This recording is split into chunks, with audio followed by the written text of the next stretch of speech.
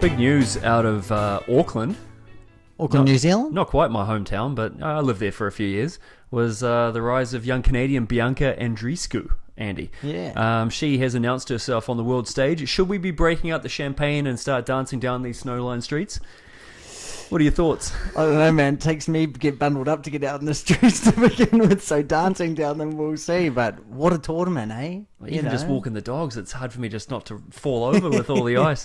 But no, great tournament, absolutely. Yeah, I mean, Wozniacki, Venus Williams, back to back, and then making the final all the way, and before she lost to Gorgeous, you know? Absolutely. Is What a that how tournament. you say it? Gorgeous. Well, that's You're how just I sticking say with it. it. I think she's wonderful. Yeah, she's lovely.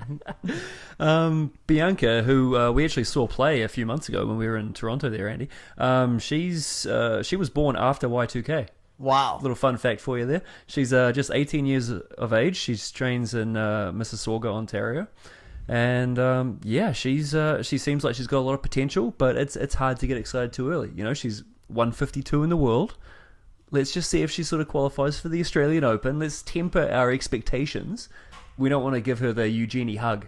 No, not yet. This is just the first step, isn't it? Along Absolutely. the journey, a long journey, Yep. especially at 19 years old. Absolutely. I don't think many people realize how ridiculous Shapovalov's rise has been and how quickly he got there. And he's 29 in the world, Yeah. I think. And people are saying, oh, he had such a bad year last year. It's like, what are you talking about, mate? What do you expect of this kid? Exactly. It's I was on that wagon, Yeah. right? And and still he's still in the top 30. You know, Yeah. seeded this week in Auckland.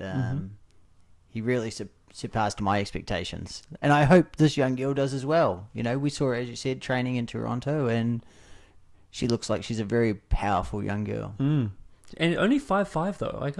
I remembered her being taller in my mind. No, I think just very strong. Yeah, Very heavy but build. as you alluded to earlier, Andy, very impressive wins. I mean, to beat Wozniacki and Venus Williams back to back is certainly a great first step, and hopefully she can keep it going. You know, she was a very highly lauded junior player. She did very well. Got to number 3 in the world for juniors, so got a lot of potential, and hopefully she can pull it through. I agree. Here we go. Yeah. I just realised your face is covered up. Ooh. Might just want to lower that down a little bit so everybody can see you at home there, You Andy. want to see that? I don't know about that. So we had the first crop of tournaments this week, Andy. Let's just go through them one by one. Yeah. We'll start in Brisbane, where we had the number 1 seed, Rafael Nadal, didn't quite make it into the tournament. No, I had that feeling. Yeah. Did you see the illustration that was in the Australian paper the day after that happened? No. It was Nadal on court, and he's got a bunch of money falling out of his pocket, and the physiotherapist on the side is saying, it looks like you've got a strain in your quad because of all the money that's pulling you down from your appearance fee. It's very good. Which I thought was amazing. So, I mean, The more people realise that type of thing happened, the less frequently it will happen. Yeah. I hope, right? well, hopefully. I mean, but that's how you get these players to attend these tournaments, right? Yeah, and it's a shame that it happens a lot at the 250 events. Yeah. You know, the ones that have the less prize money and often of the lower rated tournaments. You know. What surprised me the most, just going through the tournament, not surprised me. I actually want to just talk about how well I picked this one. Was Medvedev over Murray. I said if Murray's not 100%, he's not going to win that. And Medvedev got through all the way to the final and lost to Nishikori in 3. Yeah, he had a stunning tournament. You know, Murray, Raonic, Tsonga, and route to the final. That's an incredible run. Yeah, he did really, really well. I thought Kyrgios should have done better, but had a tough first match against Ryan Harrison, winning 7-6 in the third before losing to Shardy in 3. And now Kyrgios is outside the top 50. He's ranked 53 in the world. He's a dangerous floater, but I don't know if too many people are going to be scared of him. I think he reached the 4th round of the Aussie Open last year. Yeah, I don't know if he's going to do that, and he might go down even further. I hope he does something really big in Australia, and being unseeded, hopefully that he's got a bit of something on his back, right? He's got. I mean, the problem is when you're unseeded, as we know, is that he's going to play a seed in the first round or two. Yep. And it's hard. And good luck. Yeah, Right? exactly. And it's going to be someone like Demonor or, I hope it's Cecchinato. I don't know how that guy did so well last week, but we'll get to that soon. What else through this draw? Dimitrov won a couple of rounds, which is good for his confidence because he's kind of been on a downward slide. We'll see kind of how that comes, see how he comes through that. But I guess the story of this tournament was Nishikori. He dealt to everybody. He did really well. I think I read somewhere that it was his first tournament win in like 50 tournaments. Or something crazy. I remember we talked about it one of He's our lost previous 9 podcasts. straight finals. 9 straight finals. Yep. So that was his first final. His 10th. His 10th one. Wow. Bit of a side note, Kiwi Marcus Daniel, him and his partner Wesley Koloff, they won the tournament for the doubles, so that's a great start to the new year. Good on you, Marcus. Good stuff. Anything else on that tournament? No, nothing there. Your boy Popperin lost to Demonor 2-2, so I don't know if we're going to be... And he's already lost this week as well. Lost this week, but given a wild card already into the Aussie Open. Oh, is that right? Yeah. So we're hoping for a good draw there. Okay. Good stuff. Okay, so that's Brisbane. Let's move on to Doha in the Middle East. Yeah. We had Djokovic did what you'd expect him to do, but he fell to Bautista Agut. I was a little bit surprised about that. Yeah, I wouldn't have expected that at all. And Bautista Agut in 3 sets. Being up a set, Djokovic, you think he'd have it easy there, and lost the second and breaker, and then lost the third. Yeah. I'll tell you who really impressed me, even though he lost to Djokovic in the round earlier, and that was Basilashvili. I've kept my eye on him for a while. He was seeded 5th here, and boy, he can play, man. Yeah, you picked him. He's got game. He got through to the quarters, did really well, and took that set off Djokovic, and probably made him a bit tired before he went out there and lost to Bautista Agut. Yeah, if you're looking for some early odds at the Aussie Open, Basilashvili's your boy. You heard it here first. Ooh, watch out. That's Gary's picks right there. I was really shocked that Cecchinato made the semis. As I say, I think there's easy money against him in most of these tournaments. Look, he's a solid player, but he doesn't blow you away. No, and he shouldn't be seeded like 4. He's going to ride these good draws for the next 12 months. Yep, and he'll stick around that top 50 now for another 12 months because of these draws. He did beat your boy Lahovic. Yep. So he can play all right. I know, it's probably why I'm against him. But he did get a walkover in the second round, so he had help. Yeah. But I think Thomas Berdych announced his comeback. Yeah, he did. Played really well, making his way to the final before losing to Bautista Agut. And he beat good players, man. Like Fernando Verdasco, Philip Kohlschreiber. These aren't slouches. Yeah, then he had a bit of an easier run with Herbert and Cecchinato. But first 2 rounds, that's a tough way to come back. 2 older players. Yep. Yeah, Kohlschreiber, Verdasco, well in their 30s. But that's not necessarily a downside anymore. No, not really. 2 top quality players, former top 10 players. But I think, someone like Berdych who's been on the down, that's great for him. Yeah. He needs that confidence, and back-to-back wins is great. Yeah, and I guess props to Bautista Agut who went through and through the whole draw. So good for him. I certainly didn't see that coming. I wouldn't pick him to go anywhere at the Aussie Open, but he can certainly play. And I think I picked him last year at the US Open to do something, and let me down there, but he is a solid player on all surfaces. Probably not the grass, but he can do everything. He's very solid from the baseline, just no weapons. Well, I'd like to change subjects a little bit. Do you want to talk about Pune, Andy? I would love to talk about some Pune, Gareth. All right, lovely. Let's go to India, where we had Kevin Anderson, who just basically wins tiebreaks. He's like John Isner. He just goes in there and wins tiebreaks, and he won the tournament. Good for him. What else do you have to do? 6, 6, and 6 in the final. Yeah. Wow. There was 57 aces in the match, 36 by Karlovic and 21 by Anderson. That's the story of the tournament, isn't it? Ivo Karlovic. Wow. He's 39 years old, turns 40 next month. That's scary, isn't it? We're just talking about a couple of old fellas there in Kohlschreiber and Verdasco, but you're talking about someone that's on the verge of 40. Is it easier to stick around when you're not out there grinding? You're hitting a big serve, you're coming in and hitting a volley. I don't think it's easy to stick around if you're 6'10", 6'11" like he is. Why not? You've got to go and travel. He's in a plane. There's no like I read. You don't think he can afford business class? No, I don't think it matters if you're 6'10", 6'11". True, because you know what? He was playing challenges late last year. He played the Calgary one. Yep, and was playing down in Mexico, and this is great for him. This will put him back inside that top 100 for a little bit longer. And, I mean, we'll see. But at 40 years old, he's still up there. That's impressive. Good on you, Evo.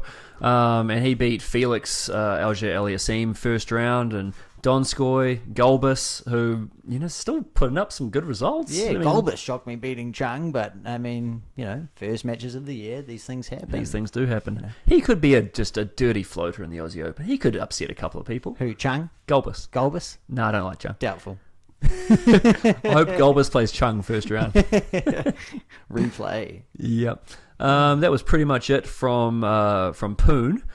Shall we look ahead to this week? No, you know what?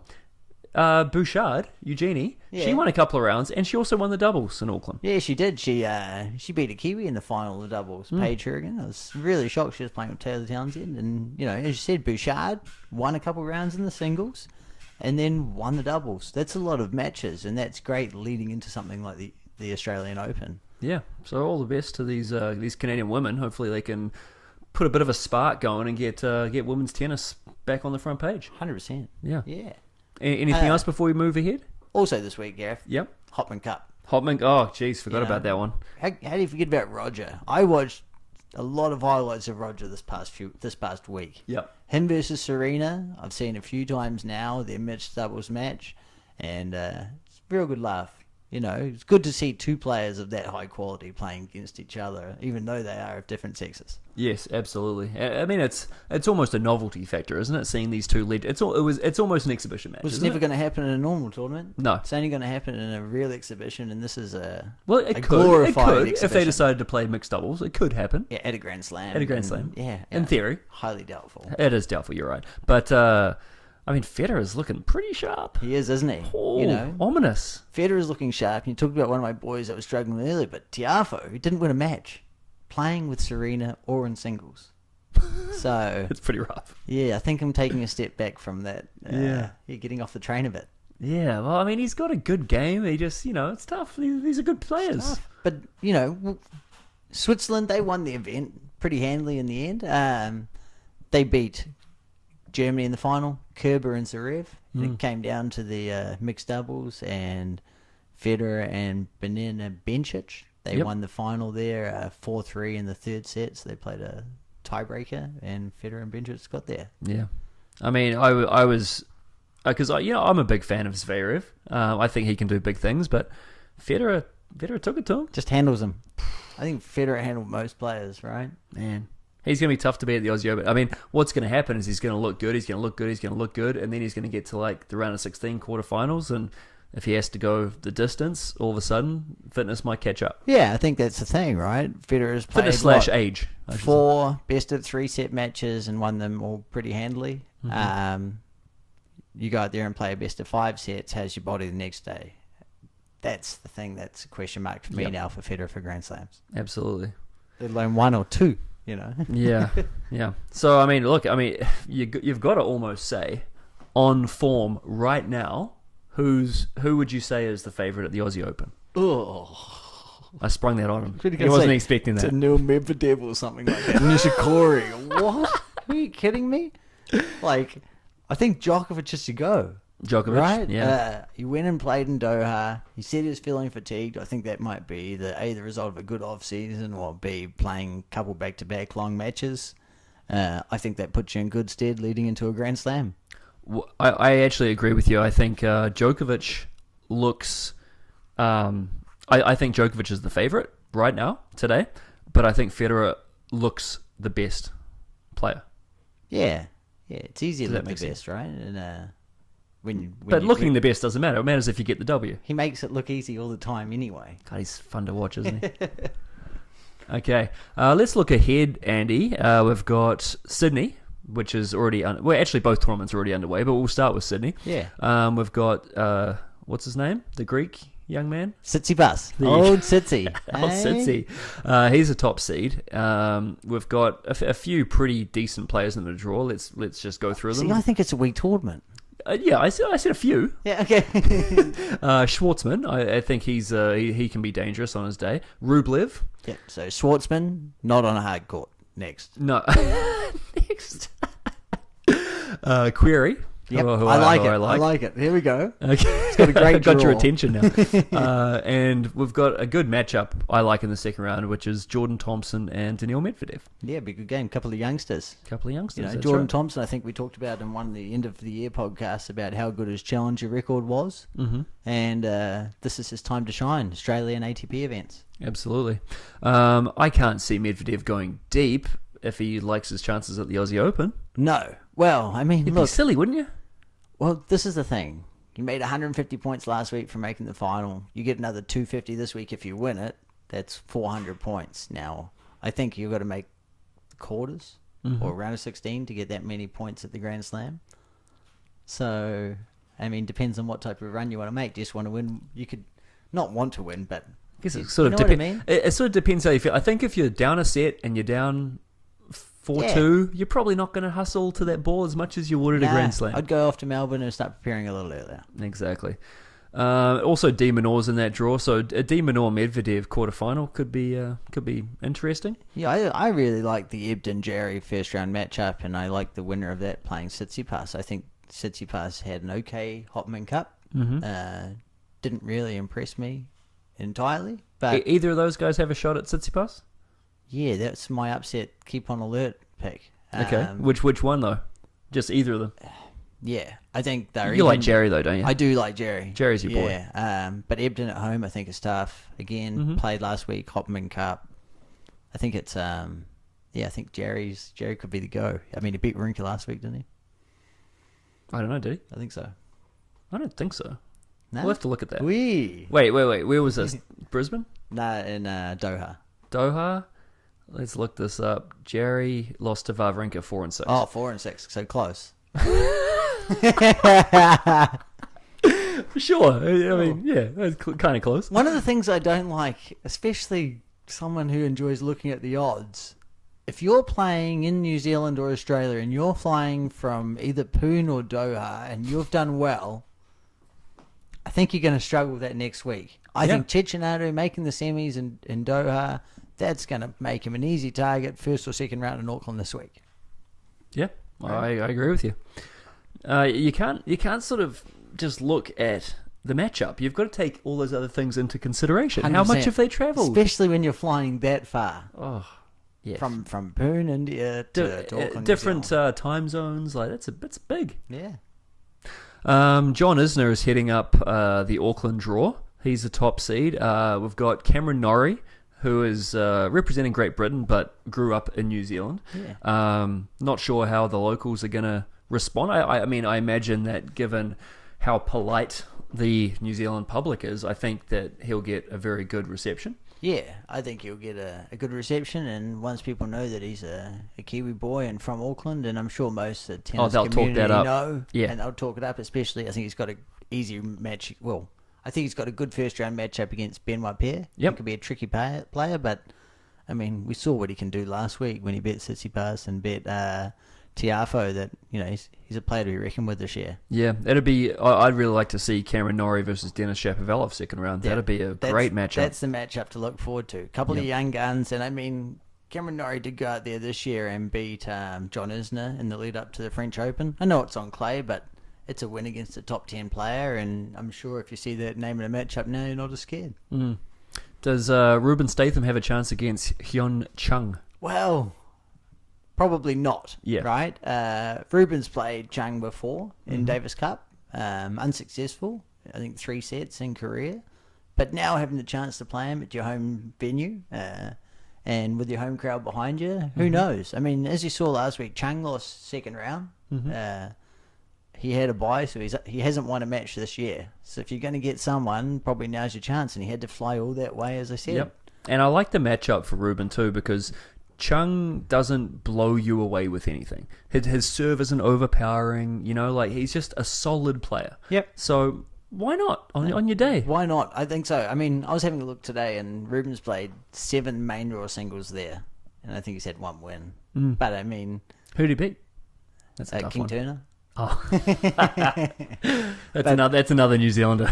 But you know, the opportunity to play at home in front of a full house like that, because even for Davis Cup matches, it's never full. I think it's a great opportunity. Mm. And, you know, when we go through the doubles draw and you have a look at how many Kiwis or ex-Kiwis are in there, I think it's fantastic. Mm. I remember when Mark Nielsen beat, what's his name? I think he was an Argentinian guy, lefty, Vince Aguirre. Yep. Beat Vince Aguirre first round. Never heard from Vince. That would have been early 2000s. Yeah, it was like 2002. And and never heard from Vince Aguirre again. No. That's it, he was done. Wow. That's old school, Gareth. Yeah, I like to bring it back, you know. Bring it back in. David Ferrer, I kind of thought he was tapped out of the game. I thought he was done also. I thought he was retired. With his victory tour, but maybe he's going to finish at the French, which would make a bit of sense playing on clay as your last event. I guess so. I mean, he's playing Auckland, which makes sense considering Yep. how many times he's won it. Yep, he goes there every year. He's a great ambassador. He likes being in Auckland. He got ahead to get a wild card to get in. Yep, he's outside the top 100 now, and you know, I'm just amazed that he's doing a bit of a Kobe victory tour. I'm amazed that he's bothering, to be honest. Sure, no, I mean, you know, he played Hopman Cup, no points available. He's going to play this event. There's points available, and that's what he needs to at least remain relevant until the French. Yep, and a few decent names towards the bottom: Gael Monfils, Kohlschreiber, Klan, and Fanini. So, you know, a few names in the draw. There is Fognini, 250 event specialist, Mm-hmm. right? Last year did really well, and be interesting to see how he goes this year. Absolutely. Do you have any picks to wrap up the weekend? All right, I got a handful. All right. Here we go. I like Mackenzie McDonald over Matteo Berrettini. Berrettini or Berrettini? Berrettini. There Well you go. done. But Yep. there's no iron in there and a couple of T's in there. Yeah, no, I understand. Again, I like Lahovic. Yeah. He's playing Demonor. We'll see. But that's my pick. 350. I think it's great. In Australia? I'll take Demon on. In Australia, yeah. But that's my pick. I'm going to follow him until he's top 20. And that's where I reckon he'll get to. Ryan Harrison, he's an underdog against Nishioka. I think the way he played against Kyrgios last week in Australia puts him in good stead playing Nishioka. Yeah, I'd back Harrison for that. Yeah, for he's like 260. The other ones, if you can get on some doubles, there's some really dangerous ones I like.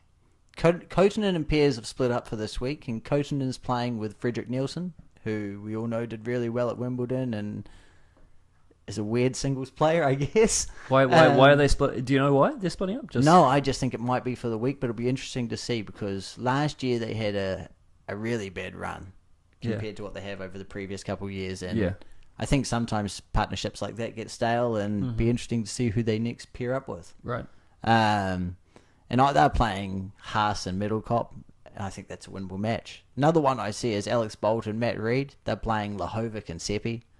Lahovic's my boy, but probably not in the doubles. All right. Fair enough. If I know, I was looking at a betting site earlier, and there was an option for Mackenzie McDonald to win his quarter in Auckland. I think that's a really good option. I think it's an easy part of the draw. Absolutely. Great. Anything else to add before we wrap it up, Andy? No, I'm really looking forward to, apart from these tournaments this week, Australian Open qualies. When The do they start? They draw know, unfortunately wasn't out today, but I think it starts on Tuesday, so tomorrow our time. Yep. Right, so that's something I'm really looking forward to. Lower ranked players, and be interesting. Yeah, there's a lot on the line for some of these players coming up. It's good. It's great. So, we'll be back next week to recap Auckland and Sydney, and as well as the Aussie Open qualies, and then preview the Aussie Open and give our picks and maybe pick through to the semis, I'd say. Yeah, at least. Find us on iTunes and Stitcher. If you want us to discuss a certain topic, reach out on YouTube, Instagram, and Twitter. We are Two Guys Talk Tennis. That's Andy. Hey-yo. I'm Gareth. If you like the cut of our jib, please subscribe, rate, and share. Thanks, everybody. Be kind to each other.